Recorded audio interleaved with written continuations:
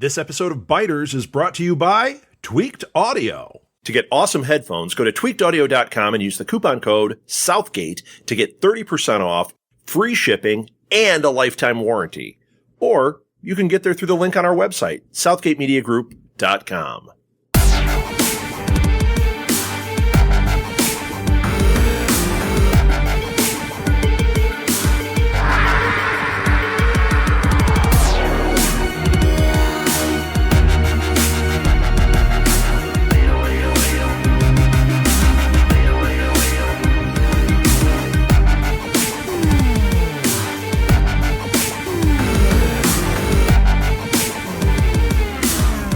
Hey everybody, this is Diane. Welcome to Biters.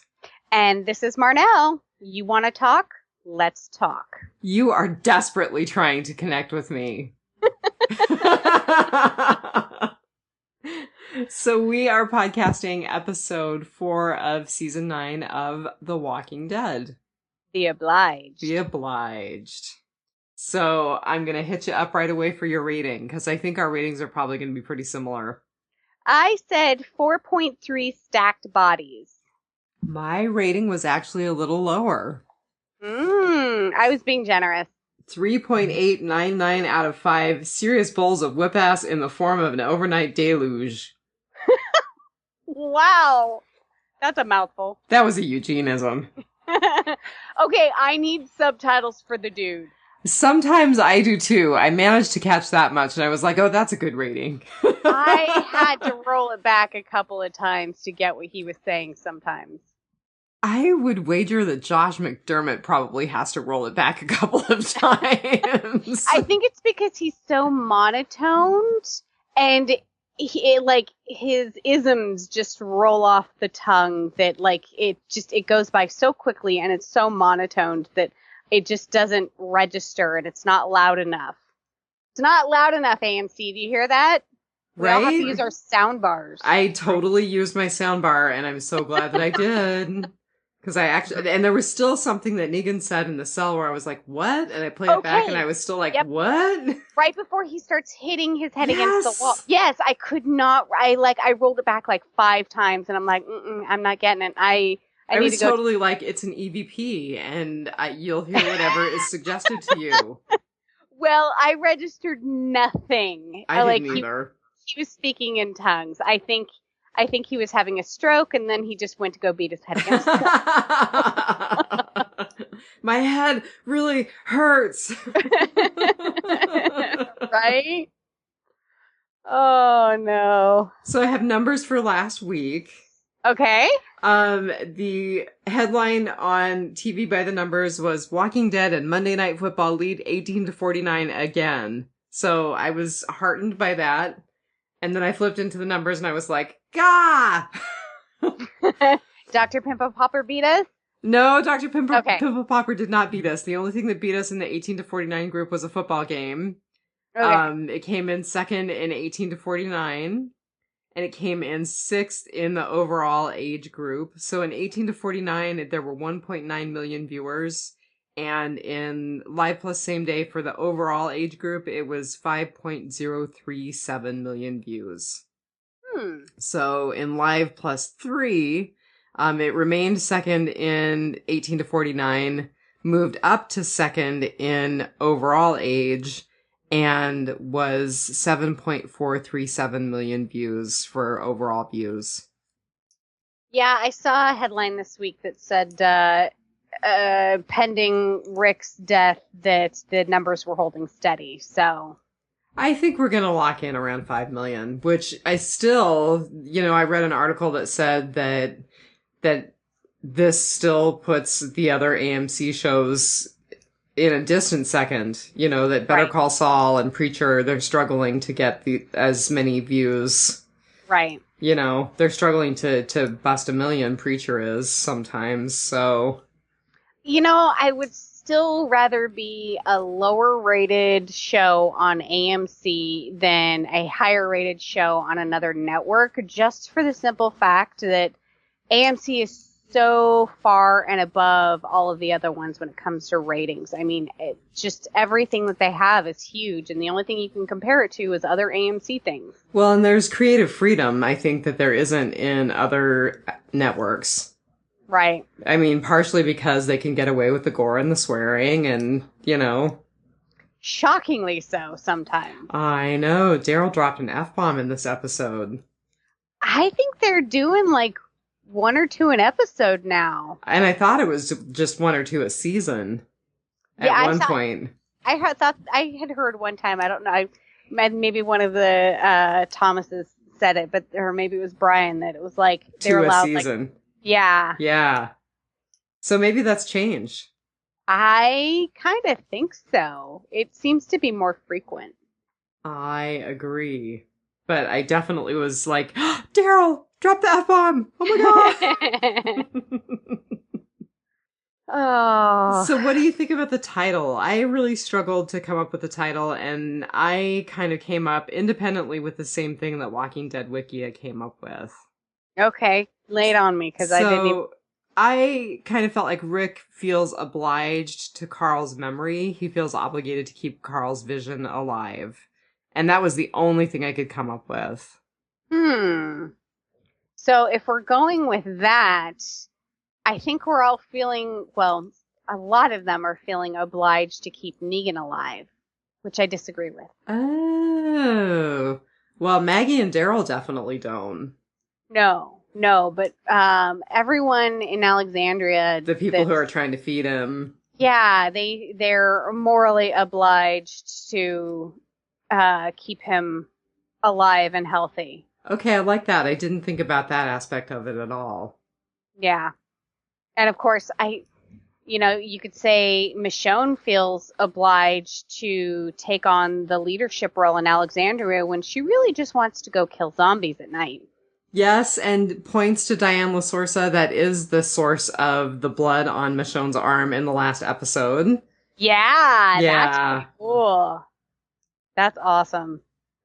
Yeah, everyone just feels obliged to do what they're doing, except, of course, Maggie and Daryl, who don't feel obligated to do anything but what they're going to do. Yeah, I mean, maybe some of Maggie's is she feels obligated to kill Negan because of Glenn's memory. Right. There was a lot of Glenn this episode. Yeah. Mm-hmm. Little Herschel. He's such a cute little baby. You know, I thought, oh God, Judith. I thought she was adorable.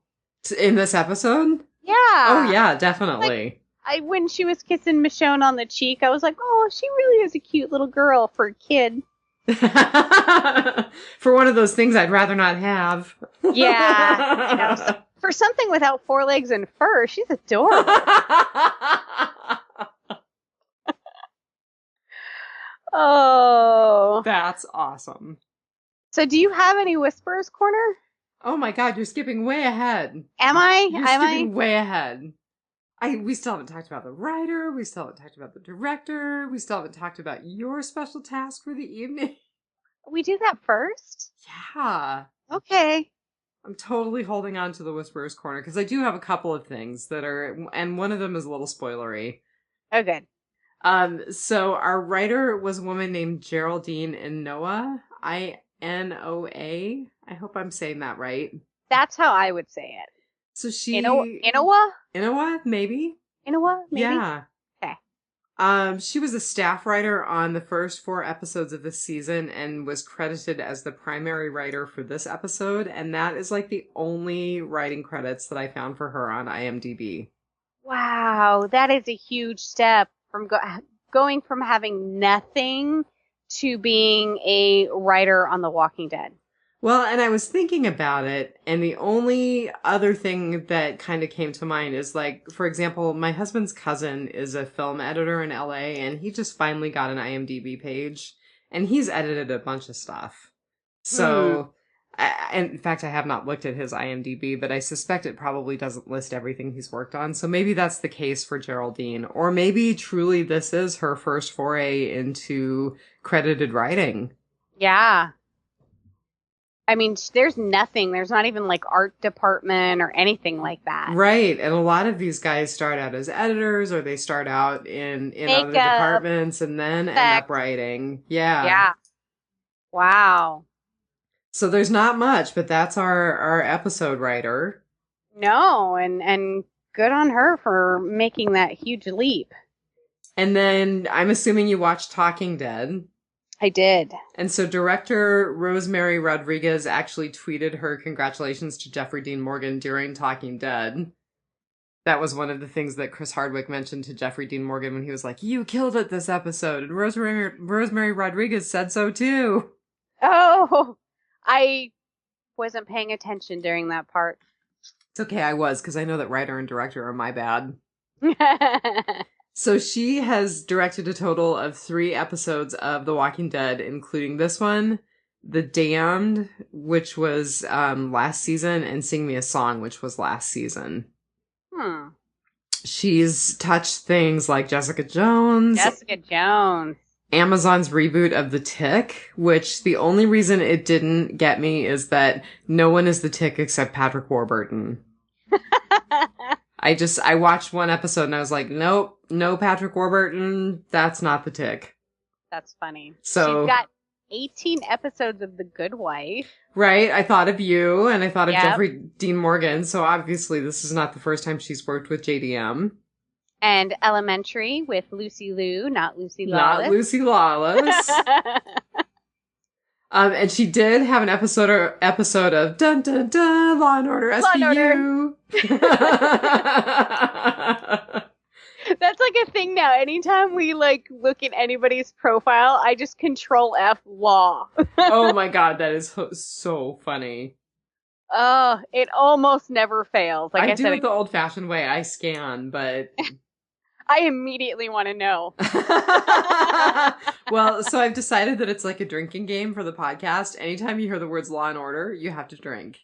Well, you have to hear it you have to drink one more time because she's got a credit for Law and Order, the OG show in 2005. Well, you actually have to hear it another time because our featured cast member also has a Law and Order credit. Does he? Yeah. Oh my god, I didn't find it. You didn't hit F law. Control F? Control F. Let's see. You fell down on the job, dude. Oh my goodness. I did fall down on the job. I'm gonna give you a hard time about that one. That's funny. You know why? Because it was like, it's right near Dexter. So my eyes immediately went to Dexter. Aha. Well, Rosemary Rodriguez also has credits for Hell on Wheels, and her very first credit was a thing called Acts of Worship, which is actually a movie that she wrote and directed. And that was way back in 2001. Way back. We're getting old, man. She was directed the TV movie Pregnancy Pack. It's a Lifetime original movie, and it's You're going to tell me you've watched it. I love it. It's horrible. Oh my god. That is so funny. Do you remember, like, 5-10 years ago, there was, like, they made the news really big that, like, all these, like, 14 or 15-year-old girls made a pact to get pregnant before, they all wanted to be teen moms. They wanted to get pregnant before high school ended. I actually kind of vaguely remember that. Yeah, it was a super controversial thing, and it was stupid, but they made a Lifetime original movie about it, and it's just, it is the quintessential Lifetime original movie. I'm going to say it again, Lifetime original movie, because there is actually a podcast that reviews every single Lifetime original movie because they are so campy and awful. They're amazing. Oh my god, that is hilarious. But I love that she directed that. I totally did not pick up on that because I have not been in the milieu of Lifetime original movies, but there you go. Oh, like I said, it was like 5-10 years ago. I think the movie was back in like 2012 or something. But you watched it? Yes. Oh my god, that is hilarious. All right, talk to me about your featured cast. So our featured cast member is Reese Coiro. He plays Jed. Savior Jed. Savior Jed. So, did Savior Jed die this episode, or did did he get away? I don't know. We got no answer. We heard the gunshots, and that was it. Yeah, we have no idea if our people are still alive there. Right. Jerry and Carol, and there was a big old gun battle that was drawing walkers. So, yeah, Jed could be dead. The only thing we know for sure is that the white horse survived. Right, for now. That damn horse. So, Reese Coiro plays Jed. He's been on 8 episodes, or will be on 8 episodes. It looks like he might be credited in the next one. I think he is, yep. Yeah. So, his acting career actually stretches way, way back to 2003. So chances are you have seen him on something, you just didn't recognize him, because he has been on a ton of stuff. Including Law and Order SVU. Take a drink. He has been on multiple episodes of every iteration of CSI Miami, CSI New York, Criminal Minds, 6 Feet Under, Ugly Betty, 24. I think his big breakout role was in 24. He was on 10 episodes. He played Sean Hillinger. But I think he's best known for his role in Entourage, right? I think so. So Entourage is not a show or movie that I ever really got into, but he played Billy Walsh on both the TV series and the movie for Entourage. I think I saw half an episode one time and I went, dude bros. Yeah, it's kind of not my thing. Yeah, me either. So he was on an episode of Dexter, which tells me he was probably a bad guy. And you're right, he probably was if he was only on one episode. Yeah, he probably got cellophaned in Dexter's kill room. Yeah. He was on Dexter, Longmire, Dexter, Longmire, a TV series called Hostages. I've heard of that, but I've never watched it. A TV series, Lilyhammer. He was in the Lizzie Borden Chronicles, which I really need to see because it has, what's her name? Christina Ricci. Oh, really? Yes. Does she play Lizzie? She plays Lizzie. Oh, wow. And I'm pretty sure it's either on Oxygen, Wii, or Lifetime. Great. Kind of right up there with the movie that you were just talking about. Right? It's basically a 3-part TV miniseries where Christina Ricci plays Lizzie Borden. So it's one it's on the never-ending list. But it's really only 3 episodes, so I should be able to squeeze it in somewhere. If you can find where it's available for viewing. Probably on like Lifetime or Oxygen's on demand, probably.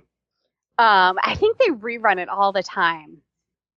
So he was on a show or a miniseries that I somehow missed. It's called Texas Rising. It was a TV miniseries in 2015, and I don't know how I missed it because it also stars Jeffrey Dean Morgan. Oh, really? Oh, a connection.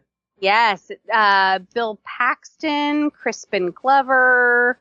God, there was a couple of others. Ray Liotta. I was like, how did I miss something Ray Liotta was in? Boy, it actually has quite a cast. Yeah, Brendan Fraser was in it. I mean, I'm like, how did I miss this TV series in 2015? It's the story of how the Texas Rangers were created. Oh, how interesting. I know. I don't know how I missed that. But that is definitely now on the list. The list. So one of the next things he was known for is playing Arl Adaman in Graceland. Big TV series that I also don't watch. So he's in a TV series called The Mick. And that actually is a TV series that his wife directs. Oh, really? Yes. So that's cool. He's married to Kat Coiro, and she is kind of a big deal in directing. She's got 20 acting credits, a couple writing credits. So they're both in the biz, and they got 3 kids, and they have an adorable family. You can see some of their snaps on Reese's Instagram. There's really not much on his Instagram. His Twitter is mainly him, like, talking to people on his fans on Twitter or retweeting, his works or things like that. So it looks like he has found work after The Walking Dead. I did see that. Yes, he's coming up in a movie called Finding Steve McQueen. Which I think I've actually seen ads for that. I think I have too. It's got Lily Rabe and Forrest Whitaker in it. It looks like a pretty high production value movie. In 1972, a gang of close-knit thieves from Youngstown, Ohio, attempt to steal $30 million in illegal contributions and blackmail money from President Richard Nixon's secret fund. Huh. Yeah, that kind of sounds cool. Yeah. So. Not sure that it will be up on the list, but it's probably going to be somewhere on the list. Yeah. I wouldn't turn it off if it came on cable.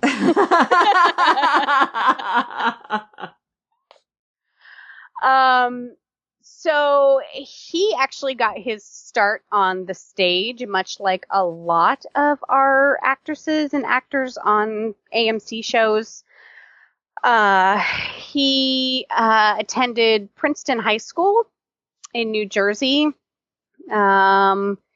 He attended college at Carnegie Mellon University. I cannot talk. I want to say that Mo Collins is the other person that we talked about recently who went to Carnegie Mellon. Someone. Yeah, we talked about someone very recently. Yeah. He also spent time studying at the Moscow Art Theater in Russia. He was actually born in Italy. So, to an American mom and an Italian dad. He speaks Italian and Spanish. Which is really funny because Reese is definitely not Italian or Spanish. But the way that it's spelled is like rice.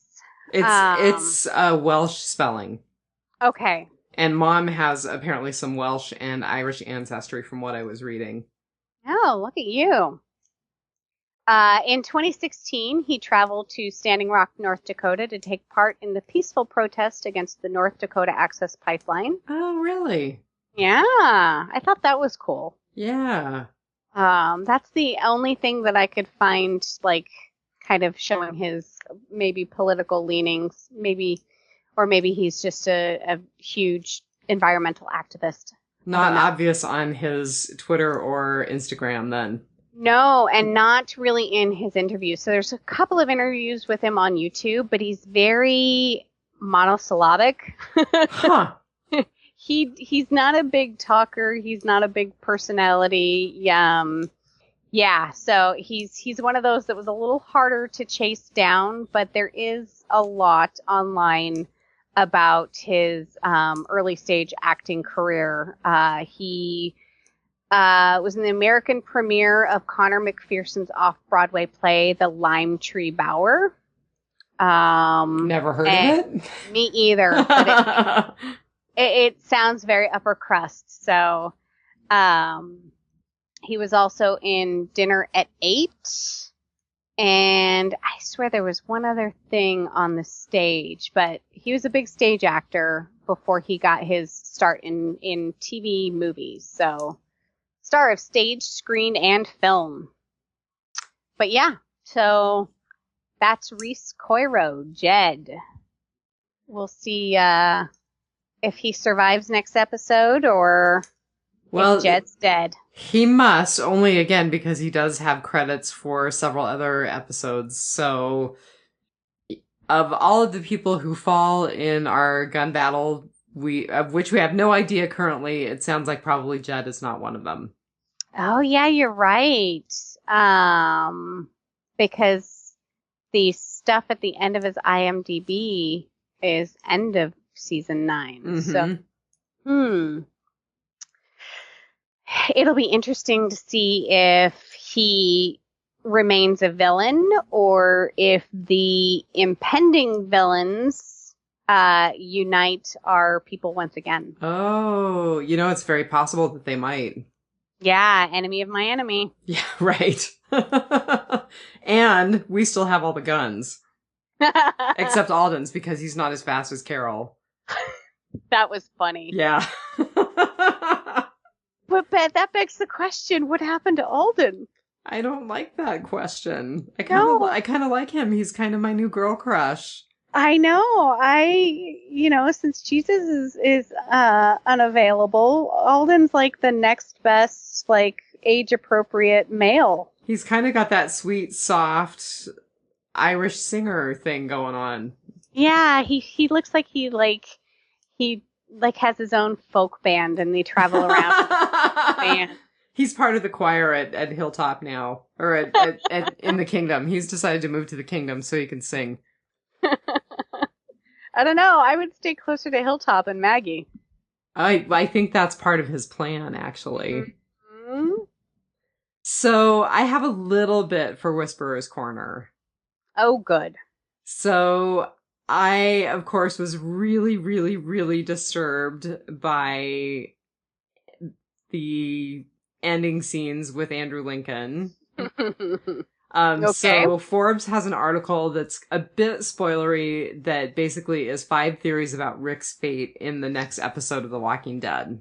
Oh, I did see that, and I loved that article. Oh, good. So I'm going to share it. If you don't want to hear it, probably skip forward by about, 2.5 minutes. Yeah, 2.5 to 5 minutes, because I've got one other thing for Whisperer's Corner.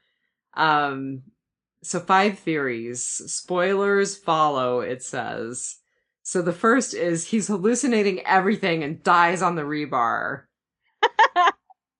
See, and I'm thinking he hallucinated everything and wakes up in the hospital.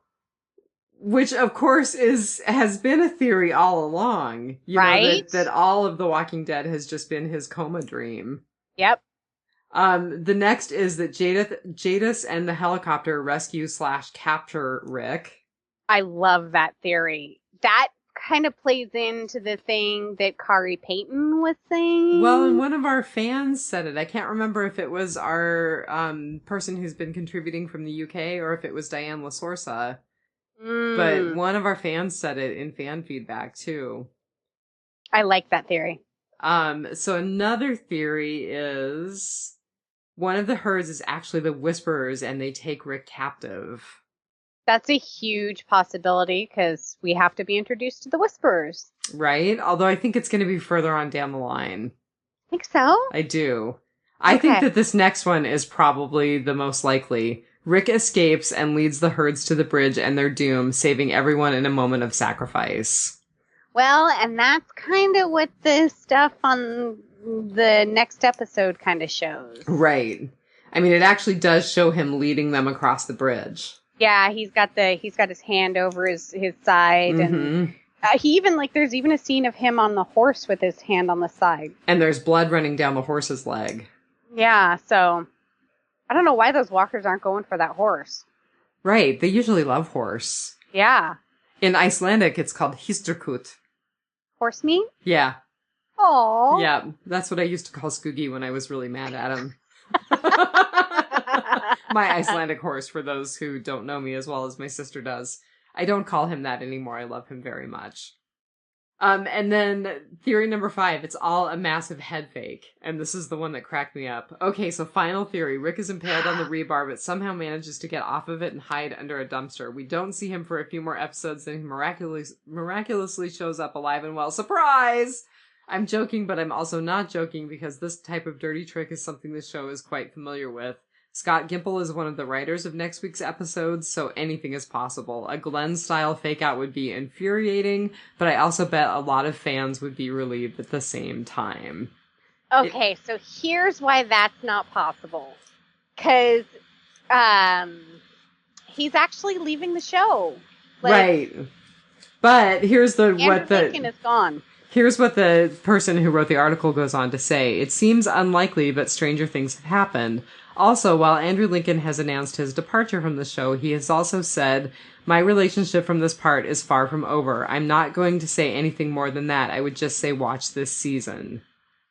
So that lends to the Jadis helicopter theory of, he's not dead, he gets taken away, and we don't see him for 3 seasons. And as I have said, there's part of me that really wants closure for the actor and wants this to be clean and done. Right. So I have mixed feelings about that. Right. And I honestly think they're not going to pull the dumpster thing again. Like, I seriously thought that when he fell on the rebar. I was like, well, it doesn't look like there's any dumpsters around here. They would be foolish to pull the dumpster thing again because it ticked so many of the fans off. Right. And then, of course, I thought of season 1, episode 1, because of just the way they did the scene. It totally reminded me of when he went on horseback into the city, and the horse reared and chucked him off, and all the walkers were closing in, and they went for the horse, and he crawled under the tank. And then we had Glenn coming in over the radio. Hey, you, dumbass. Yeah, you in the tank. Cozy in there? Yeah, it was totally the way that those walkers were converging on him and this horse. It was totally reminiscent of the way that he got stuck in Atlanta. Yeah, and so it completely reminded me of Glenn again. Like I said, this episode, there was so much Glenn in it. Lots of mentions of Glenn, and yeah, I didn't think about that, but you're totally right. That was probably a not so inadvertent callback to Glenn as well. Well, and this was just right after he and Daryl had a fight, and he said, "You wouldn't be alive if it weren't for Glenn. You would have never found Lori, Carl. You would have never found any of us. He did that." Yeah. So that was, so that I had Glenn on my mind because Daryl had just said that to Rick, and he was right. And then we kind of replay season 1, episode 1 with the horse and the walkers and everything. So I thought that was a great callback, if intended. If not, it was still a great callback. Exactly. Well, do you have anything for Whisperer's Corner? I don't. You always have the good scoop. I thought the other thing that I would do really quickly is just read Andrew Lincoln's goodbye letter. Have you heard it? Have you looked at it? Oh, okay. So I will. So it says, "Thank you for coming with us on this journey. For the 9 years of fear, heartache, anger, and let's face it, guts you've shown by making it through these 115 episodes and counting. And for services to journalism that go way beyond any civilized levels of human endurance. For understanding that despite the high volume of undead, this is actually an ongoing story about..." Sorry. It skipped. So I have to get back to the right spot. For understanding that despite the high volume of undead, this is actually an ongoing story about what it is to be alive. A story of hope, family, and friendship. People with nothing in common discovering that they have everything in common. United in their search for humanity and a place to call home. A story that perhaps has even more relevance now than it did when we began. It's been the most exciting, challenging, and satisfying role of my career, and for the best part of a decade, the greatest adventure of my professional life. This season feels like the show I fell in love with all those years ago and the world we were always heading toward when we wrapped the pilot episode.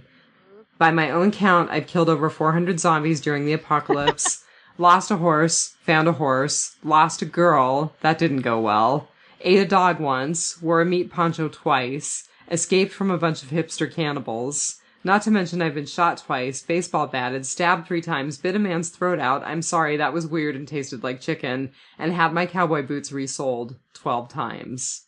Oh, wow. We began as an indie movie, and years later became a 3-letter acronym, WTF?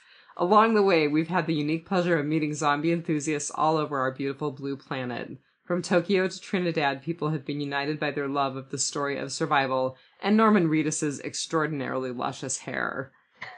It's been a wild ride, shaped by the relationship between the show and the fans of the show, and in no small part, you good people of the press. I look forward to following your coverage of the show and my friends in Atlanta for seasons to come, for what they have planned is quite incredible. So thank you for all of it, for the good, the bad, and of course we wouldn't be a free press without the ugly. Until our paths cross again, keep calm and carry a red machete. Andrew Lincoln. Oh, that was awesome. I thought so too. I love the good, bad, and ugly call out too. Yeah, it was totally... I knew you listened, Andrew Lincoln. That's totally funny. So it's not really on, it's not really a Whisperer's Corner thing, but comicbook.com, which my laptop just died. The battery's dead. Comicbook.com has a really good article about Herschel coming back to the next episode. Oh, good. Yeah, so I'm not sure if they filmed the scenes with Scott Wilson or if they just used already filmed and re-edited stuff. No, it was actually confirmed that he had completed filming his scenes before he passed away. Okay, good. Yeah. So Nicotero said, the only thing I can tell you is Scott did see the scene, and I was visiting him recently, and I showed it to him, the scene. He was so grateful. Oh. So the director added, Wilson enjoyed the scene so much he asked to watch it again before Nicotero left. He had tears in his eyes when he watched it and was so proud, Nicotero said. Oh, that's really great. Yeah, so I'm very excited to revisit Scott Wilson's character, Herschel Green, next episode. That will... I actually think I will have an emotion next week. I think there's going to be lots of emotion next week. Yeah, have your tissue box ready. Oh, I don't have any. I'm going to have to go buy some. It's going to be rough. Ugh. Even just watching the previews, it was kind of rough. Like I said, comicbook.com has the article. Just reading the article about Scott Wilson, like, I kind of get a little welled up. If you get a chance, would you post that to Biters? Yeah. That would be really great. Yeah. So, off of next episode, back onto this episode. The good, the bad, and the ugly. So, what was your good? My good was Negan begging for Lucille. Really? I loved that. I don't know why, but it just really got me. Like, got me in a good way. Weird. It was so, I think part of the reason that I loved it so much is that it really echoes the way his character behaves in the comic book. Okay. And it really echoes his character's relationship with Lucille in Here's Negan in the spin-off comic book. So I really enjoyed it. And I really wondered, was the whole thing a manipulation of Michonne just to try to get Lucille? So that's kind of, we're kind of going into my ugly. I had so many mixed feelings about the manipulation and the whole back and forth and the head game that he played with Michonne, because I'm like, why is she putting up with this? Like, and of course I'm in the camp of we should have killed Negan long ago. We should not be keeping him alive, feeding him in a cell, letting him rot. It doesn't even look like they're giving him anything to read, and that's just horrible. But I'm one of those where I'm like, let him go on a hunger strike. Let him starve himself to death. Like, I'm going to come in, 2-3 times a day and leave you food. And if you don't eat it, that's on you. And I'm not going to sit here and talk to you for 20 minutes because I want you to eat. Like, she was already in a bad mental space, and I don't know why she indulged him. I have some thoughts about that as well. Because he's replacing Rick. No. He's replacing Rick. That's what it seems to be, because they keep showing him in shadow, and it kind of looks like Rick with the white beard, and I feel like it was maybe trying to set him up to have some sort of reciprocal dialogue with Michonne where they can build on that in the future. I don't know. Like, it was weird. I don't think so. You liked his... I think he was horribly manipulative, but I don't think it's setting him up to, like, be the Rick of the series. It's setting him up to be something of the series. There's a lot of Negan's story if they follow anything from the comics. Yes, that is true, which I simmer down with the whole we should have killed Negan, because I know that there is a huge storyline with him that has yet to come. So I don't harp on it too much, or at least I try not to. And I don't know that they're going to follow it. I mean, they have departed so much from the comics with Carl and now with Rick that who knows? So did you like him actually banging his head in frustration or what? Do you think that was frustration, or do you think it was just like bizarre passive aggressive behavior? It's the whole...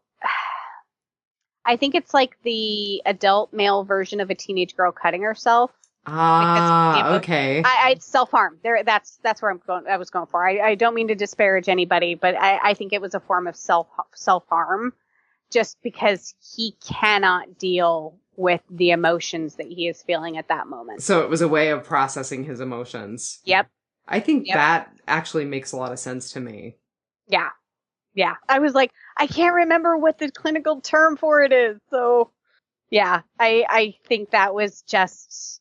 he had no other way of harming himself in that moment, and you see that a lot with emotionally disturbed children. Well, they will bang their heads like that, and it's a result of it just not being able to process the feelings that they're feeling at that moment.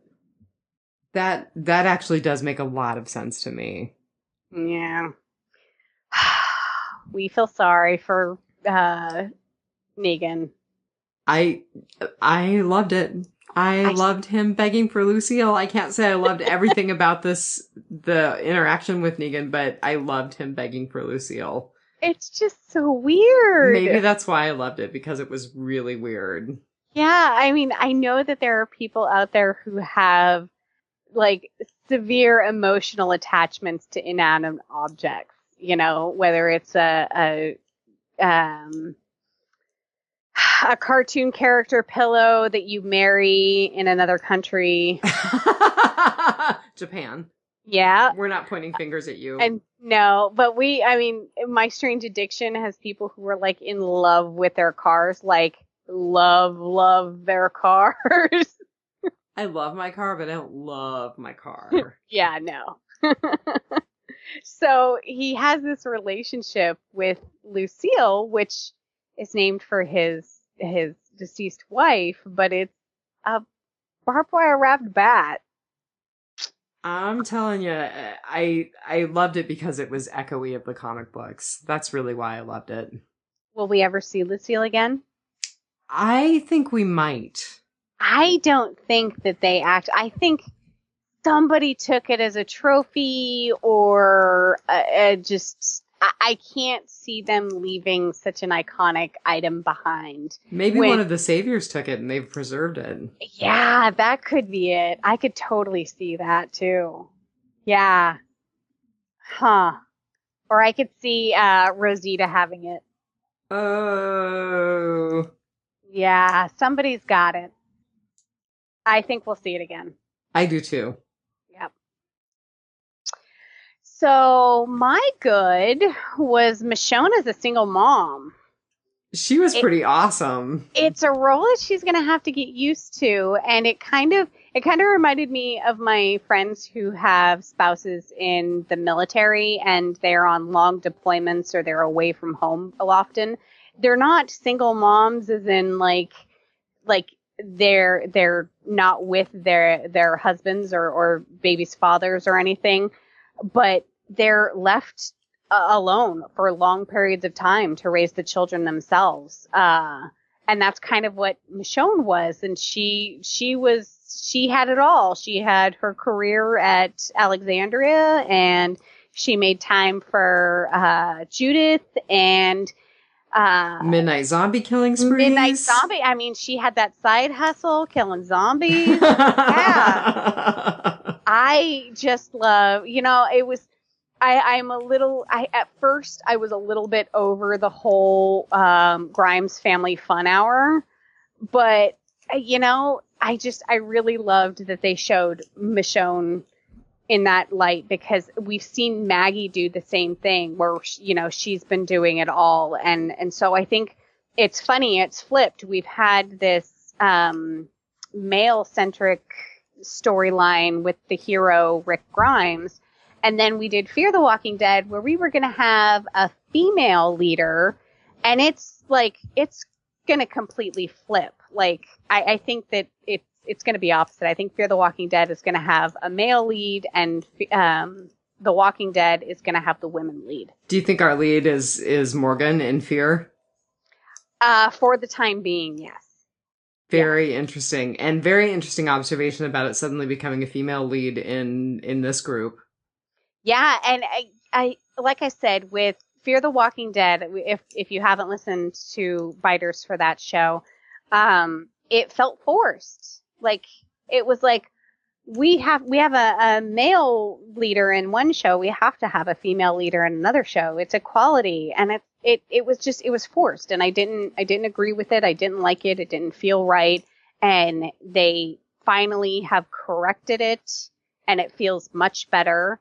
And this show is sort of naturally progressing into having two big female leads as well as big male support cast. I mean, you've still got Daryl, the $20 million man, and you've got Jesus helping Maggie at Hilltop, and Eugene is going to be a huge character for everyone in the rebuilding of society. So, although we're only going to have Maggie for part of the season. I know, but her character and storyline and role in the seasons to come has sort of been undefined, because it doesn't seem like they're killing her off. I think that's that whole, hey, Maggie, you got another letter from Georgie, I do too. I think that's how they're going to deal with that. Yeah, I think that she's going to go to the Commonwealth for a little while, and we won't see her, and then every once in a while she'll pop up in an episode or two, and yeah. And all of us are going to protest and not watch Whiskey Cavalier, and she'll come back. No, that's terrible. I don't want to undermine Lauren Cohan that way. I hope that if that's where her heart lies, that she has great success with that show. Yes. I wish her all the best. Sonequa Martin Green is great on Star Trek Discovery. Not my favorite Star Trek. It would be better if it weren't a Star Trek, and I think I'm having trouble because it's kind of a prequel. But it is coming back for a season 2. So, very good. Yeah, so I haven't watched it because I've refused to pay for yet another service. Right. Ugh. I know. I was just looking at all of the charges for the YouTube Prime or whatever it is, and Amazon Prime. I was on Amazon the other day, and I pay for Amazon Prime, and things said free shipping, but when I got to my cart, it had an extra handling fee. And I'm like, no. That's bogus. No, I pay for Amazon Prime. No. Yeah, so I pay for all of that crap. But yeah, so I really liked the stuff with Michonne. And I need your opinion. When she saw the hanged walker, whatever, did she think of Gregory? I totally think she was triggered and thought of Gregory. Okay, because in the synopsis for the episode, it says, one rainy night, Michonne finds a young African-American male walker hanging from a noose under a tree. And so they pointed out that he was African American. So I wonder if that was part of it. But for me, it really it was that whole guilt trip of she let Gregory be hung. I think it was that too. I think it was just what that meant overall for all of the societies to have someone executed. And I think that that's what triggered her about that. I could be wrong. Yeah, but in the synopsis, they made it a point to point it out. And I think maybe it was because it was dark out and it's hard to tell a walker's race anyway, because they're all pretty much gray at this point. Right. But yeah, they specifically pointed it out in the synopsis. So I didn't get that, but I'm also Whitey McWhitington from Whitenville. I am. I'm a whiter shade of pale. I burn after like 5 minutes in the sun.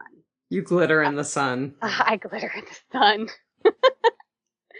So for me, it was a callback to Gregory. But, you know, I could see the other route too, where it would swell up some anger inside her and kind of snap her out of her walker killing and put her off her game, which she almost went the way of Carl. Right.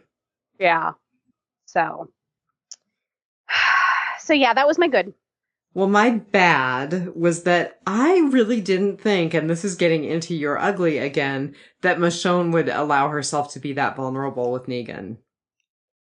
Okay. Yeah. I didn't think she would talk with Andre about someone that she has no relationship with. I was really shocked by that, and I didn't think that that was a good call on the writer's part.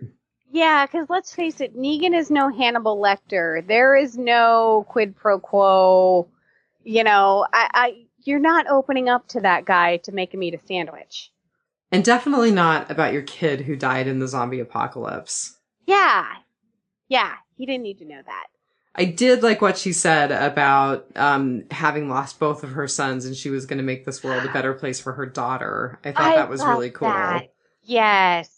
That struck me upon my second watch. I didn't catch it on the first watch, but on the rewatch, I was like, oh. I mean, she has really made that family her family. Yeah, definitely. Definitely. But no, I thought it was a bad call on the writer's part. I don't think she would allow herself to be that vulnerable just to get Negan to eat. And I don't think that she is disturbed enough by what she's doing, again, to be that vulnerable with someone with whom she has no trust. Yeah. The only thing I can think of is she just was really off of her game because she was working so hard. You know, she was, you know, doing everything for Alexandria. We did that whole montage of her like in the little hospital and her settling an argument in the crop fields and, you know, so, and then, you know, she's not getting much sleep at night and, you know, raising a family post-apocalyptic, like, so maybe she was just tired and off her game, but I can't see indulging him, not only just the first time, but then going back and re-indulging him. Mm-hmm. Yeah. Nope. I don't see it either. So what was your bad? My bad was Jadis and Gabriel. Oh. Okay. We don't understand really what A or B means, but apparently it means at least one, like either A or B, because, you know, she thought he was a B and turns out maybe he's an A. I don't know. But, like, we're going to kill him using an elaborate setup with a walker. This goes back to my whole thing that I hate about, do you expect me to talk? No, Mr. Bond. I expect you to die. If you're gonna kill him, just cut an artery and have him bleed out in a few seconds, or crush his windpipe, or stab him in the heart. You know, if you're trying to create a walker, you don't need another walker to do that. I don't understand this elaborate setup of dangling a walker over him so it will bite him, or, I mean, is our goal to kill him or to make him a walker? Either way, you don't need a walker to do that. So I don't understand that whole thing. And it bugs me that, like, she keeps having these elaborate setups with these crazy looking walkers. Very distinctive walkers. This one had a pearl necklace, you know, not quite a Winslow, but, That's the only good thing I have to say about this walker is I felt like it was a shout out to the zombie that was Gabriel's choir director that he was in love with. Oh. Because if you look at that zombie and you look at this zombie, especially like the pearl necklace, they're very similar. Interesting. I think hers was not a necklace. The original zombie, I believe it was a lanyard for her glasses, a keeper for her glasses, but it was that's pearls. Right. Yeah. So I think it was a shout out. I really do. But I just don't understand why we have to kill people with walkers. Why can't we just, when we have them tied to the automotive the thingy, creeper. Yeah, the creeper. When we have them tied to the creeper, why do we need to have this elaborate setup to kill them? Yeah, I don't get it either. I don't understand. I was super distracted and annoyed by that. Like, I don't get it. And what is the point of giving them an A or a B when it's just a walker or it's just a dead body? Like, I'm just, I'm at a loss with this storyline right now. So, and I really don't like that. No, Mr. Bond, I expect you to die. Are they going to give us more of this storyline? I mean, they have to. They can't just have it be the note that she leaves with Gabriel and have that be the end of it. There's got to be more. So here's the thing that I caught on my second watch. I think it was either this episode or last episode I think she radioed the helicopter and was like, I know you're close. I saw you doing sweeps or whatever last night. And, I know you can hear me. I know you're close. And then her note said, if you have to go far, travel together. If you have to go fast, go alone. And so she's not traveling far, but she's traveling fast. So I don't think she's going to be that far away. So that's why I like the whole maybe Jadis takes Rick and that's her alpha that she delivers to the helicopter people. Like, that's why I love that possible storyline. That theory. Yeah. And they do have that hallucination of helicopters in the trailer. They do. So, I think we're going to see more this season with Jadis and the helicopters, but I don't understand the elaborate walker death setup. She's an artist. It has to be artistic. I guess. I do like how we're recalling her Jane now. We're not, or Jadis now, not Anne. She's not Anne anymore as far as I'm concerned. She's totally Jadis. She's totally Jadis. Which is kind of a bummer. I really liked Anne. I really liked the possibility of Anne. But it is what it is. It was growing on me. I didn't like it at first, and then I was like, okay. She's the reason they found the seed bank. She was a possible love interest for Gabriel. Yeah. There were possibilities there, man. He's so forgiving. There still is. Only he knows that she's Jadis again. Well, and he won't see Rick, as far as we know. Yeah, so he won't be able to tell Rick. Right. So three possibilities. He goes and tells everyone what she did, or he keeps quiet about it, or he takes it to his grave. Which would be sooner rather than later? I don't know. I don't think we'll lose Gabriel this season. We're losing Rick this season. That's enough. That's enough. Yeah. Definitely. So what was your ugly? Well, so my ugly, and I wrote this down. Rebar? Really? This is what takes Rick out? So you saw the wound and where it was. It's kind of on his left side, maybe below that lower rib. It's totally bookending the wound that he had from his shooting. Oh, that's right. So, I mean, they're totally playing off, making this visually very much like the wound that he had from the shooting. So, anatomy is not my forte. Is that like your kidney or your pancreas? Well, so the wound was higher in the shooting. I do think that, but the wound where the rebar is, it could be lower lung, although he's not acting like it's lung. It could be intestine, it could be spleen, it could be kidney. It's kind of in that area. So if it's like spleen or maybe intestine, it's survivable if Sadiq sews him up. It's survivable if you are near a surgeon. If it's intestine, you are at risk of a horrible infection. If it's spleen, you're at risk of bleeding out. A spleen injury is actually a really bad thing. I'm thinking of liver. Liver injury is a really bad thing too. Yeah, liver lac can kill you. Yeah, that's when I think you'll bleed out from pretty quickly, right? Yeah, and spleen as well. So, I mean, and kidney. You can bleed out pretty fast from a kidney. But you can remove a spleen and you can remove one kidney. As long as you have a surgeon. Yeah. Well, so where he was, the aerial shot? That looks like the rebar he was on. It looked like they were pulling out. There was a stone wall, and we were at an intersection. So, are we close to Alexandria? That's where he was headed, kind of. I don't know. Is he closer to the bridge? We're at an intersection where all of those meet up. I don't know. But yeah, there was that stone wall that was sort of half built or half destructed. So he's close to something. Not that I think that Sadiq is going to get to him and perform some miracle operation, or, maybe Enid puts her new surgical skills to work or anything. I don't think that's happening, but I'm just saying, could this be a survivable thing in real life? Rick's not possibly with high technology, with good technology.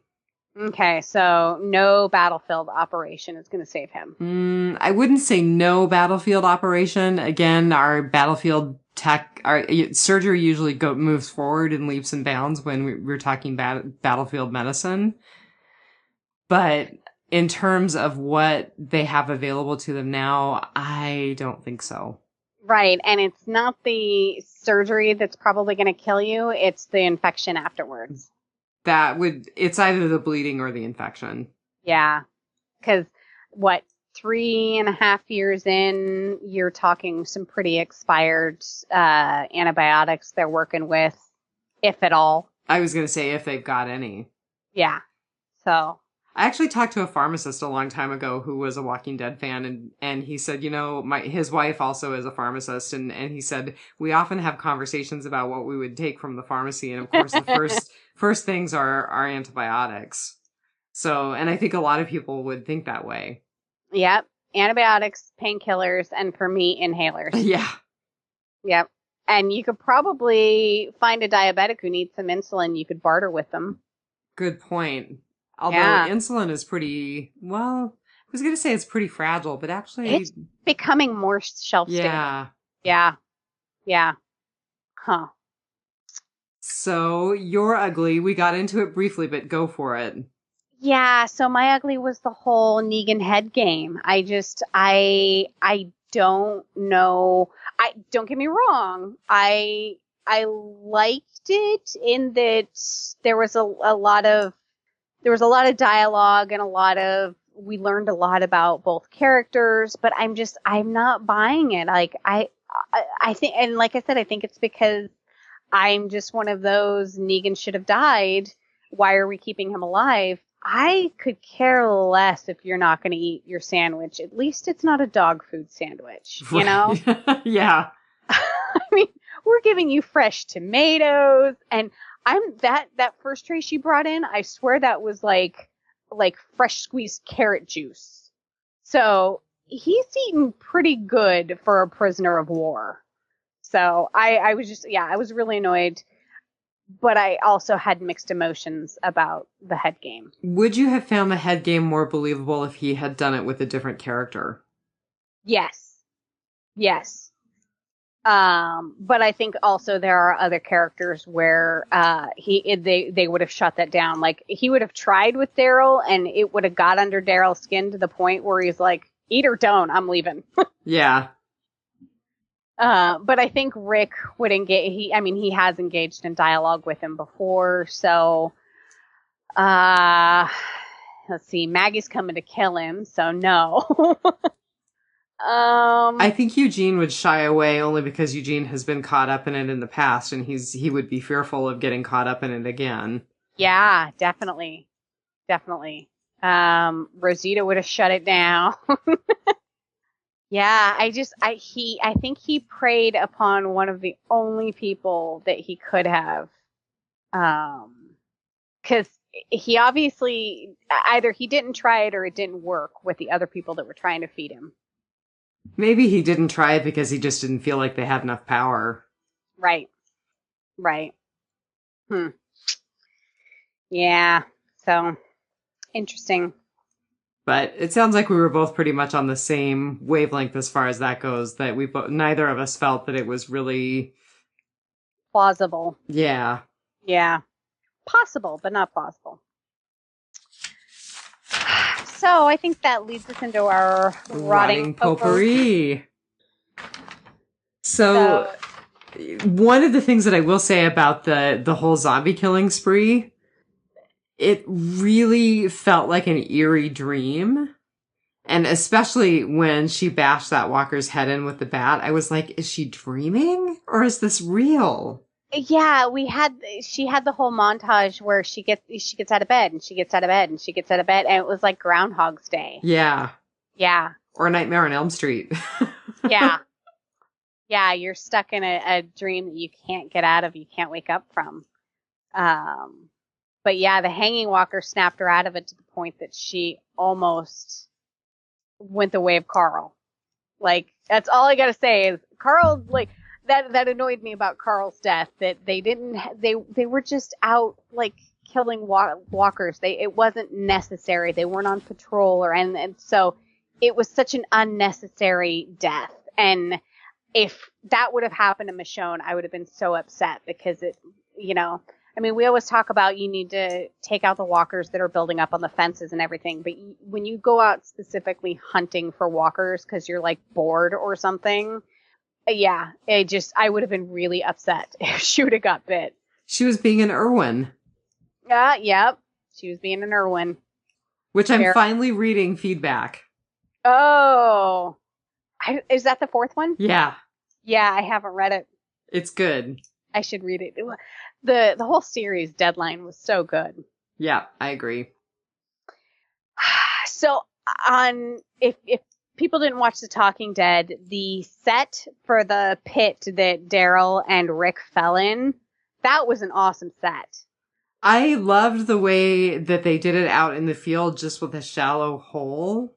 And then they actually they constructed the deep set on a soundstage. Yeah, it was like a 2-story pit where you just had 3 sides and then the open side for the camera crew and everything. And it was so well done. I would have never guessed that they weren't actually in a hole. I have to say the same thing. And I watched it again tonight with that knowledge and kind of looked at it with those eyes and thought this was really good. Yeah, that was pretty seamless. Although I have to tell you, there was part of me that was like, really? They're fighting again? Yeah, I was disappointed, but I absolutely loved it when the shots went off and they both kind of snapped to, and they were like, that's going to draw the horde. And they just immediately went back into helping each other. And when Rick gets out of the hole and he reaches down for Daryl and he says, brother, take my hand. Yeah. I'm like, they truly are brothers in that, like, 1 minute they can be cold cocking each other and the next minute they're, helping each other out of a bad spot. So I love that that's how we ended with, Daryl taking off on the motorcycle and Rick taking off on the horse, and Rick says, be safe. And Daryl says, you too. Yeah. Like, I hated that they were fighting, but I love how we ended it. But I really hope that that's not the last words that they say to each other. I bet you it is. Oh. I know. That just pangs in my cold, dead heart. Yay, feelings! Excuse me while I drown those for a second. So, yeah, I loved all of the dialogue. Like, I've loved all of the dialogue with Daryl this season. We've always joked that they must be paying him by the word or something before. And this season he's really opened up, and I hope that he will open up, considering they're paying him $20 million. I was going to say he's earning his $20 million. He's going to be one of the lead males on the show. So it's been a really long time since we've heard Daryl, and I'm looking forward to that, and I've really liked it so far. So I loved that scene. Well, and he let a lot of information out to Rick in that scene. He told him about Oceanside. He told him to let Carl go. Yeah. There was a lot of exposition in that scene. Yeah. I couldn't believe him when he told him about Oceanside and everything, because it's, I guess, too late now for Rick to do anything about it. Mm-hmm. I guess that's the whole thing with that, but yeah. So what else you got? Well, we already brought up that we didn't see an outcome with the Carol versus Jed situation, so we're going to have to figure out what goes on there. Mm-hmm. Do you really think that that Negan and Michonne are the same? He said that to her a few times. Two sides of the same coin? Yeah, I don't think so. I think even though she has this secret Walker killing side, I don't see her to be the same as Negan. And I don't even think his, oh, you're afraid you're going to end up like me alone. Well, look at what happened, when we first met Michonne. She was carrying her brother and husband around on chains, But she's going to have to stay for Judith. She's going to have to stay present for Judith. But he made the point, if or when you lose everything, and that would mean losing Judith. I think Judith totally tethers her to the good side. I think they're the same in that they're the yin and yang balance. She's the light, he's the dark. But, she could very easily turn if she lost everything. She's been close. I don't see her doing that again. It would take a lot. It would take the destruction of all of the towns and losing Judith and of course Rick. But I could see it, but it would take a lot again, because she's had the family, she's had Rick and she's been rebuilding and she's had this purpose and everything. It would be hard to let go, but I don't know if left to her own devices, if she were all alone. And she does have that drive to get out of bed in the middle of the night and go on a killing spree. So, well, I have those feelings sometimes too, but I don't act on them. Oh, it's a good thing you live really far out in the boonies. Yeah, I know. By the time you get anywhere well populated, you're like, no, I'm just tired now. It's not worth the effort. Right. Oh, I forget I left the oven on.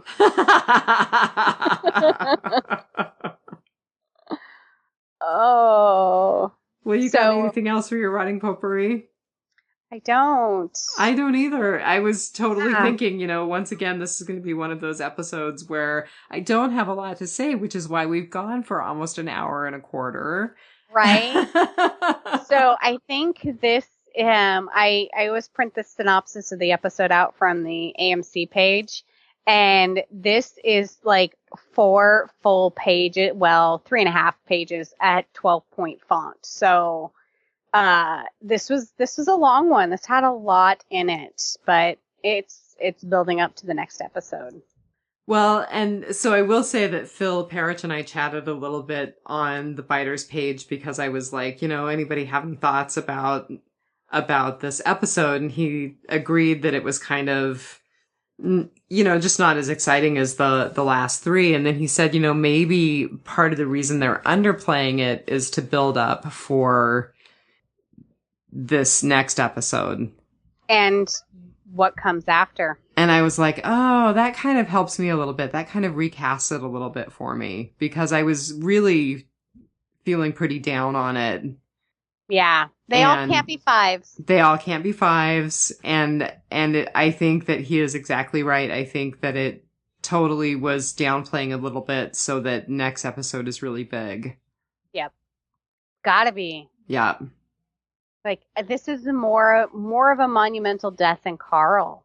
Well, yeah. This is the Rick Grimes. The famous Rick Grimes. Yep. Officer friendly. From up the road a ways. Oh. Yeah, that's all I got.